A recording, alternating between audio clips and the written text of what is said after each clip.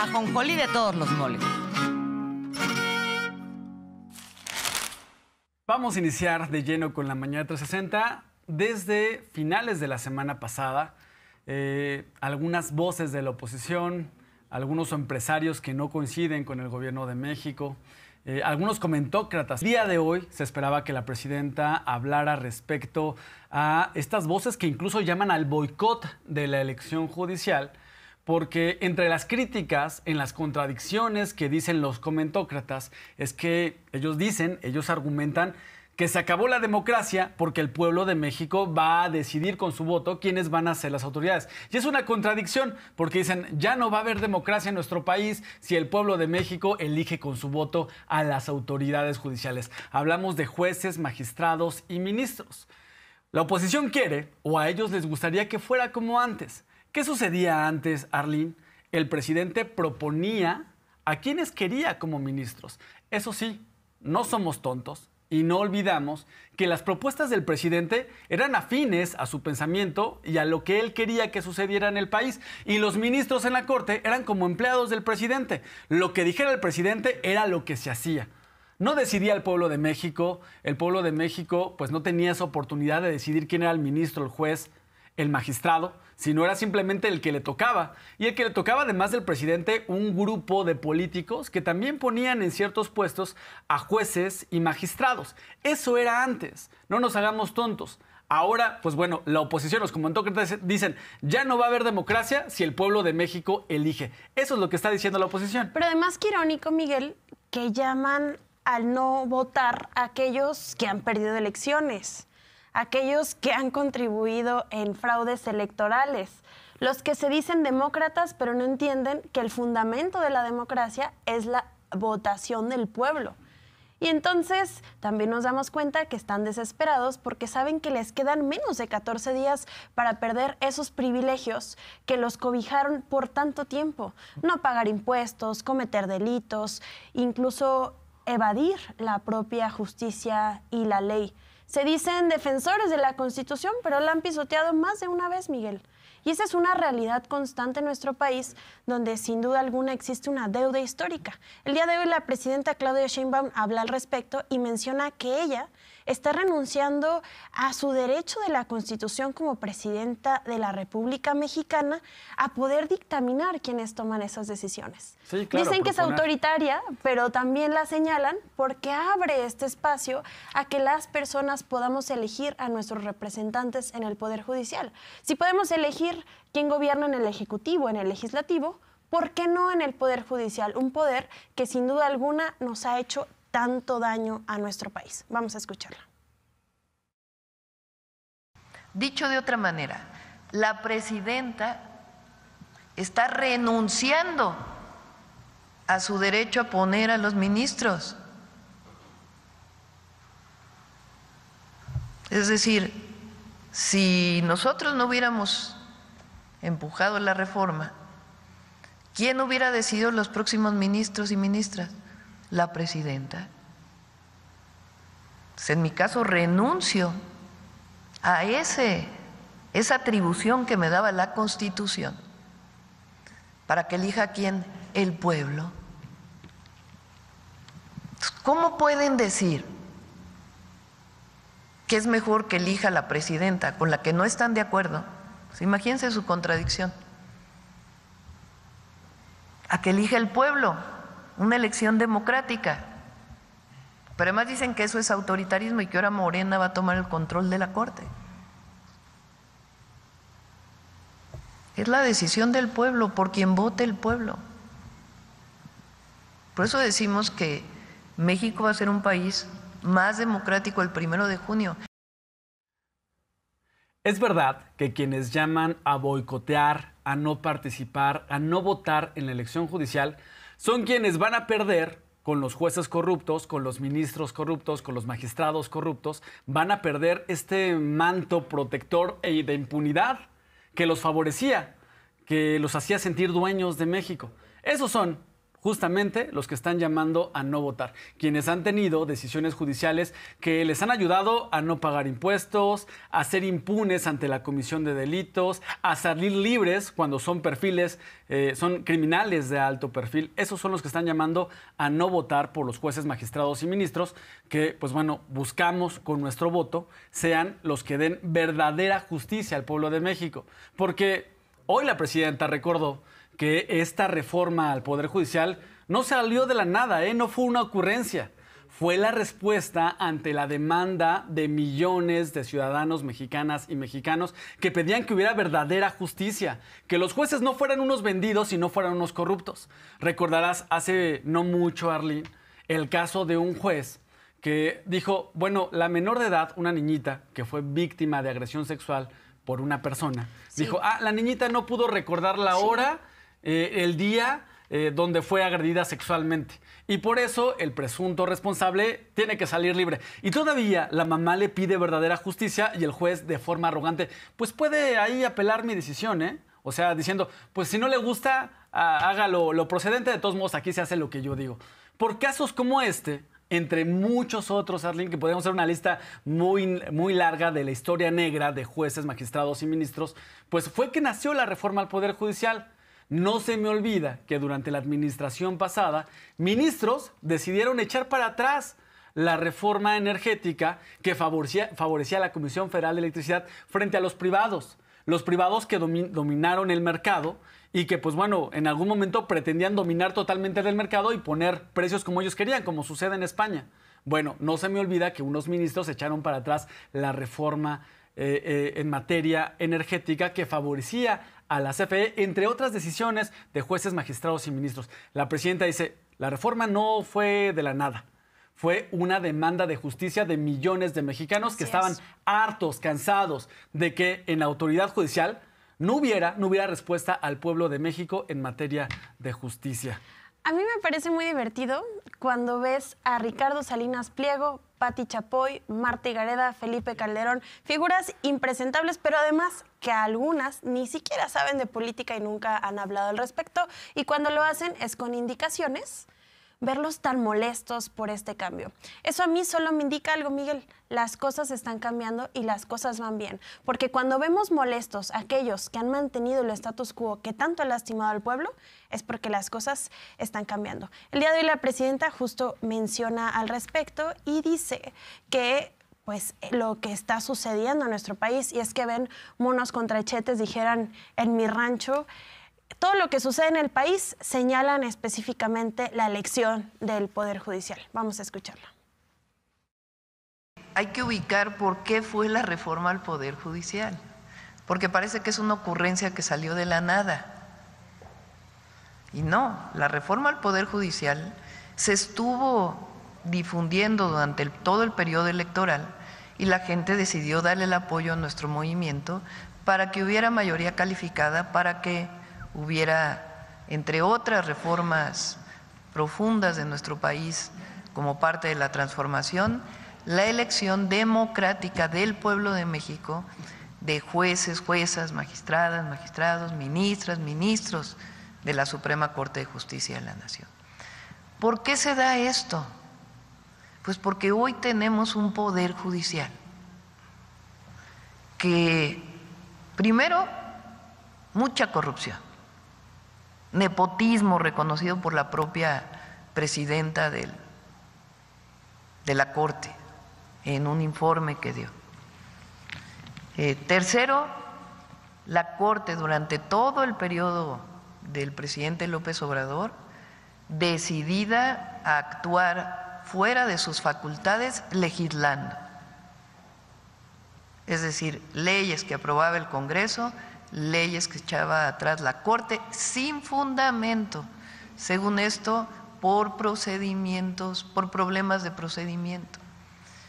Recuerden la reforma al sector eléctrico para fortalecer a la Comisión Federal de Electricidad, fue echada para atrás, entre muchas otras. Cuarto, la liberación de delincuentes. Recientemente hubo otras liberaciones. Entonces, Por un lado piden Estado de Derecho, estos adversarios políticos, hablan, se llenan la boca de decir que haya derecho, que haya Estado de Derecho en el país. Pero no dicen nada cuando el Poder Judicial ampara delincuentes, libera delincuentes, o cuando no resuelven problemas de pago de impuestos, porque la justicia no es pareja, porque quien tiene dinero tiene justicia y quien no tiene dinero no tiene acceso a la justicia, porque decidieron actuar en contra del Poder Legislativo y porque liberan delincuentes y no hay sanción a ningún juez,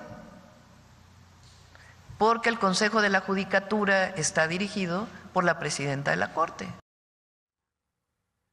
La reforma al Poder Judicial no nació de la nada, nació ante la falta de justicia que tenían las autoridades corruptas del Poder Judicial, pero además nació del hartazgo y del cansancio de millones de mexicanos que estaban pues no conformes con los excesos que había en el Poder Judicial, con los altos salarios, con salarios millonarios que tenían los ministros en la Suprema Corte, con los excesos en prestaciones que tenían, hasta los lentes y la comida le pagaban las y los mexicanos con nuestros impuestos a los jueces, magistrados, que ganaban cantidades millonarias y también hartos de su arrogancia, porque ellos, torciendo la ley, no se bajaron el salario. Tenían un salario millonario, la ley ya dice que nadie puede ganar más que el presidente, y ellos mantuvieron sus altos salarios torciendo la ley.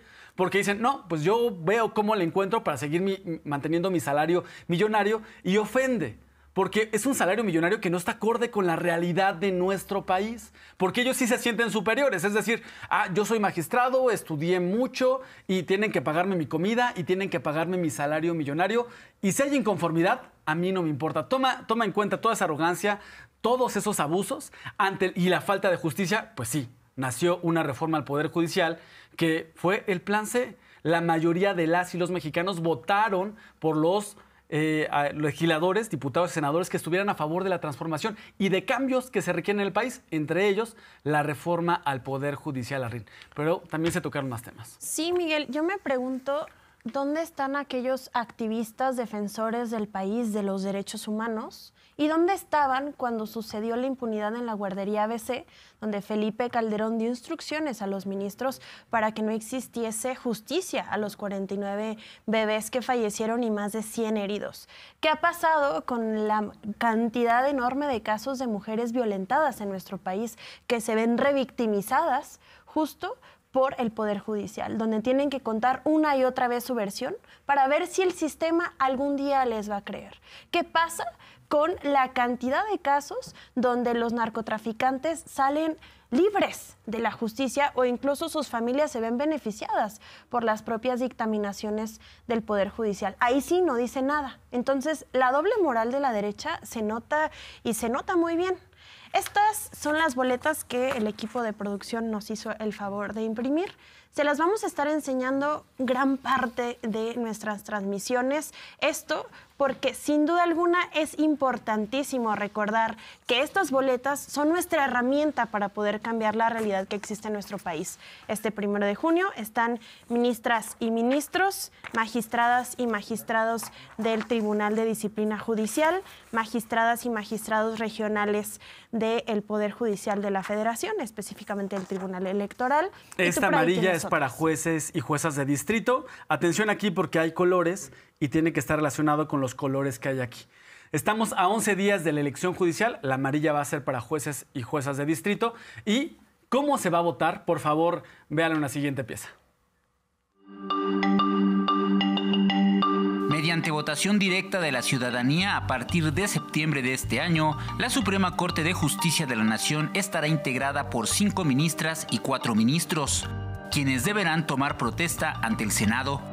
Derivado de la reforma, todos los asuntos serán resueltos por el Pleno, cuyas sesiones seguirán siendo públicas. El periodo de gestión de 4 de sus integrantes será de 11 años y 8 años para las 5 personas restantes, concluyendo su encargo en 2036 y 2033 respectivamente, sin posibilidad de reelección. El periodo más largo corresponderá a quienes alcancen una mayor votación. A partir de 2033, quienes ganen la elección durarán en el cargo 12 años. La reforma previó que las y los ministros en funciones pudieran participar con pase directo en la elección. La presidencia de la Corte, que se renovará cada 2 años, será para la persona con mayor número de votos en la elección a celebrarse el 1 de junio. El pasado 20 de febrero, el Consejo General del INE aprobó la lista final de candidaturas correspondiente a la Suprema Corte de Justicia de la Nación, que competirán por los 9 cargos a elegir, destacando que solo 3 ministras en funciones participarán en la elección. Tenemos 12 días y en este momento 22 horas para cambiar la realidad en el Poder Judicial de nuestro país. Pero también el día de hoy, Miguel, habló la presidenta sobre aquellos medios de comunicación que han encontrado en las fake news, en la manipulación, un oficio, una profesión que tristemente afecta a la población, porque recordemos que el derecho a informarnos sin duda alguna es prioritario en nuestro país. El pueblo de México cada vez está más politizado. Pero ¿qué pasa con aquellos medios de comunicación que en búsqueda de sacar una raja política lo que hacen es cambiar la realidad? El día de hoy la presidenta menciona que los medios deben de ser más serios con la información que manejan. Olvidan que se deben a las audiencias, pero que también las audiencias tienen el derecho a ser respetadas como tal. Así es, y la presidenta habló de estos medios que les gusta difundir fake news por la más reciente publicación de este periodista estadounidense, Tim Golden, que nuevamente publica en el medio ProPublica algo sobre nuestro gobierno. Tim Golden, me di tiempo para leer su reportaje publicado en ProPublica, que está desde la semana pasada.